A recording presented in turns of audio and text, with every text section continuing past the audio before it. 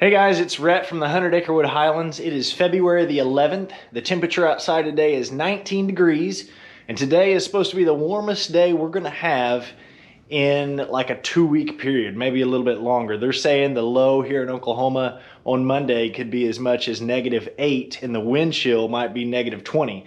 And I know my friends up in Minnesota and New Hampshire and some of these northern states might think I'm a sissy for complaining about these temperatures, but this is not normal for Oklahoma. It seems like the last 2 winters, I feel like I've said this over and over in some of my videos, but we normally don't get a lot of snow. We normally don't get a lot of ice. And usually when it is cold, it's gone in 2 or 3 days. But right now the schools are closed because the roads are bad. We've already had some ice and a little bit of snow, but they're calling for like 10 to 15 inches of snow over the weekend here.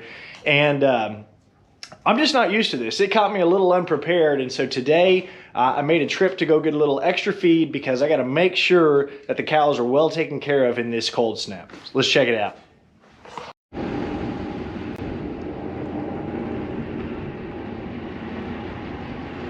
But it is dang cold out here in Oklahoma. It's in the 20s today, and it's supposed to get negative wind chills over the next few days.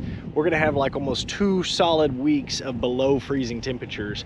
And I came out here to check on the pond because over in the other pasture, the heifers and the bulls have got water troughs that we've got to go out and break every few hours or so. But the big pond, at least fortunately about half of it looks like it is not frozen yet.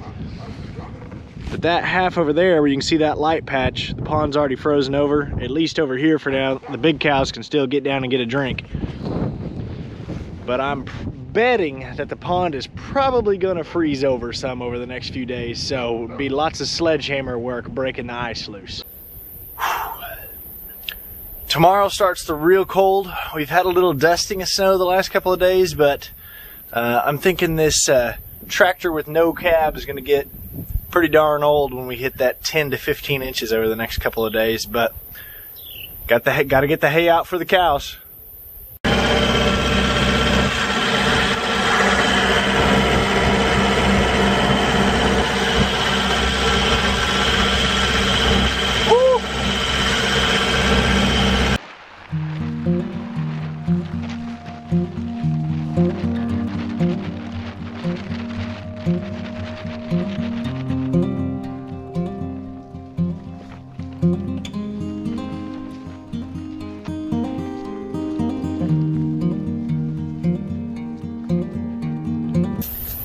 So the cows out in this field, we're making sure they don't ever run out of hay.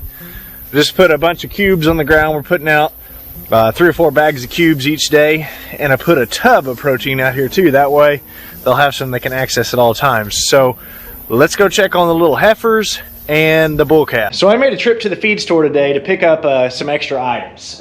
We of course have got our big feed buggy that we'd ordered 2,500 pounds of grain for the heifers and the bulls that are here in this pasture. But most of the big cows, the adult cows that are out in the other pastures, they get these 20% protein cubes. And we try to feed that every day and give them access to hay at all times.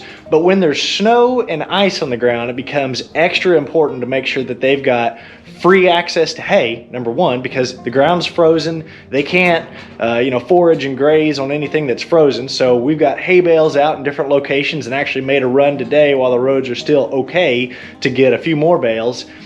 But we went and got some of these extra bags of 20% protein because cows having enough food to eat helps keep them warm in the winter. So some of the things that we do before we have a really cold snap like this, before we had the ice storms and before we had the snow, is we put extra hay out and we try to put it out in areas where there's a windbreak. So the Scottish Highland cows, of course, have got long hair, and that probably helps them do a little bit better in cold weather than some other animals that don't have hair like that. But that doesn't mean that, they don't get cold and need some extra protection when we get super cold wind chills like we're gonna have. So we've got hay bales out in different areas where they can access it as much as they want to, and we'll be feeding some more of that. Honestly, it's days and weeks like this that I really, really wish I would have bought a tractor with a cab, because it is freezing being out there on the tractor with no cab on that thing. But there's hay out right now. we've put a hay bale out here with the heifers in this pasture, and we've been just daily moving some over into the pen with the bulls. But I went and got an extra couple of bales of Bermuda grass, that way I can grab some for them each day and throw it in here to their pen. And we're making sure that they got plenty access to grain. So I want to show you some of the differences between the protein cubes that we give the big cows and the protein blend that we give our younger cows.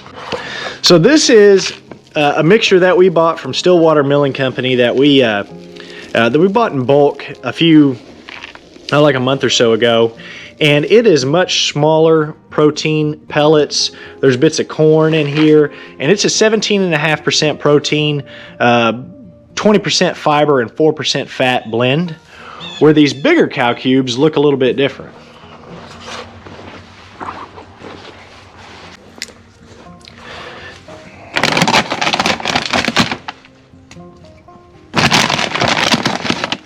These bigger pellets are what we call cake or cubes, and they're a 20% protein pellet that we put out for the cows.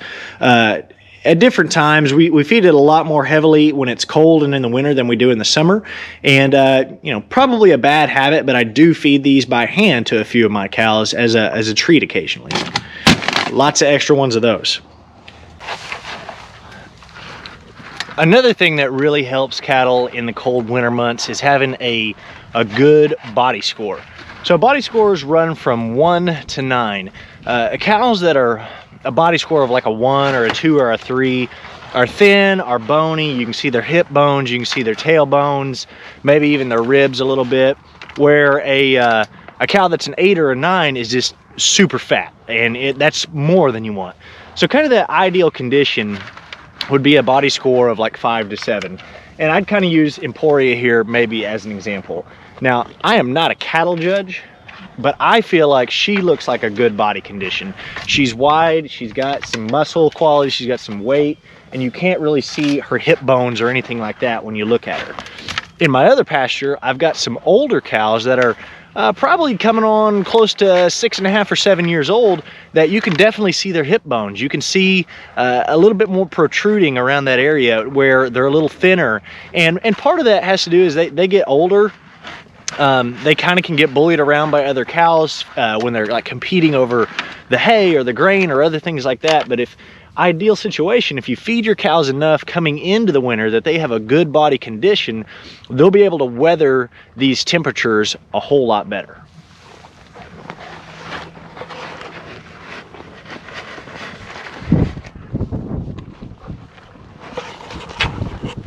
What are you doing?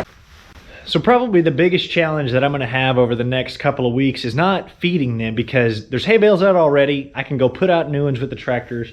I've got some in here to give Momentous and Dusty's calf. It's going to be actually taking care of their water, because I'm coming out every few hours with a sledgehammer and busting the water troughs, and the ponds are already frozen over on this field, and the big pond on that side is already halfway frozen over.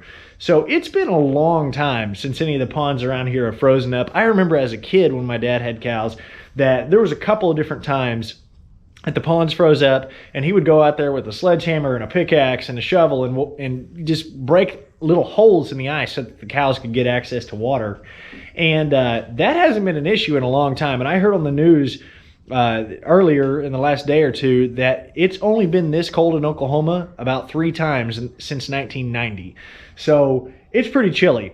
And there's a couple different things that people can do when they have water tanks. We have water troughs over here on this side of the pasture for not only Momentous and Dusty's calf, but also Emporia, Pepper, and Moose have a water trough that they have access to. And normally I just run a hose down to it every few days and top it off. But right now we can't really use the hoses. In the summertime, little machines like this can be really helpful for keeping your water troughs topped off.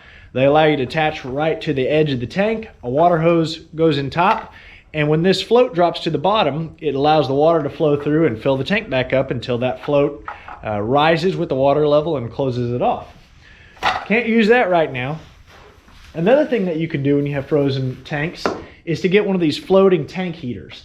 This is a tank de-icer. It floats and it has a little heat coil inside that's supposed to keep ice from forming in the tank.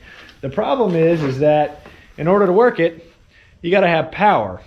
And I've never actually needed this machine. I owned it for a few years, but never needed it. And where my water troughs are at right now, there's no power. So for future farm chores, that'll be for down the road. We're gonna get power down here to this barn where we could actually use this if this ever happens again. But for right now, I'm going out and busting the water tanks every few hours. Probably starting tomorrow, I'll have to start breaking the ice on the ponds. And we're also gonna do something else for the meantime.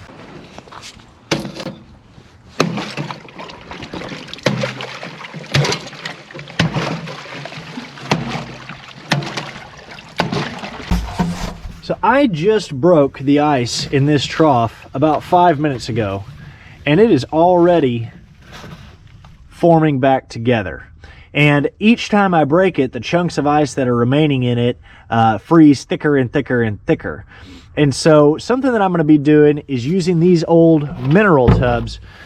This is basically the same kind of tubs that the Arms Family Homestead uses to make their self-wicking tubs in their greenhouse. These are just protein tubs that we buy at the farm store that we put out, have access for the cows to get free choice on their minerals and protein. And when it's empty, it makes a really good tub.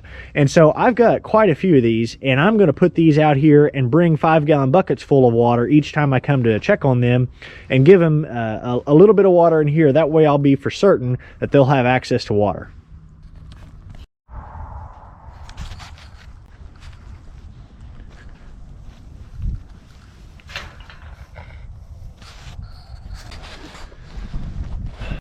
So Momentous and Dusty's calf have got hay over there in their little bunk feeder, but I also threw a little bit of straw over the edge this morning, and they ate some of it, but most of the time I've came out the rest of the day, they've just been using it to sleep on. So if you have old straw or hay or things like that, it's good to put down some bedding for your cows to lay in as well.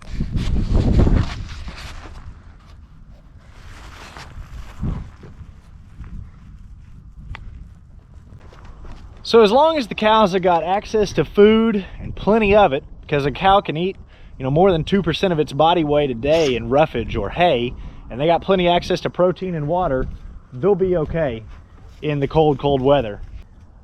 Another thing to really think about when you have cows like this is, whether they're Scottish Highland cows or any other kind of cows, is when are the calves going to be born?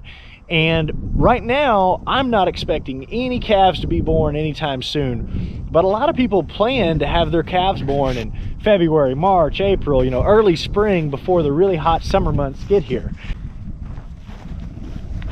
In super cold weather like this, if you have a calf born, it can be really dangerous for the calf, because when that calf is born, it's wet, it can get frostbite if the mother doesn't get it all cleaned up and taken care of, or if you aren't able to bring those cows, if you aren't able to bring those cows that are calving into a protected area, they can really get injured when you have temperatures, below zero like this. So normally times like February, March, April, maybe even up and into May, before the weather gets really hot, could be a good time to have calves be born, because you don't have to worry about flies, you don't have to worry about the heat. But there's a big downside for them being born in extreme cold weather as well. So last year we had one calf that was born in July, in about the hottest time of the year, and that was our calf that got fly strike and died. And so you really don't deal with flies in the wintertime, but I am thankful that I'm not going to be searching for any calves once the snow comes in the next couple of days. So guys, if you haven't already, you can find me on Facebook and Instagram by searching 100 Acre Highlands. If you like my videos, please subscribe to our channel. Thanks for watching. We'll see you on the next video.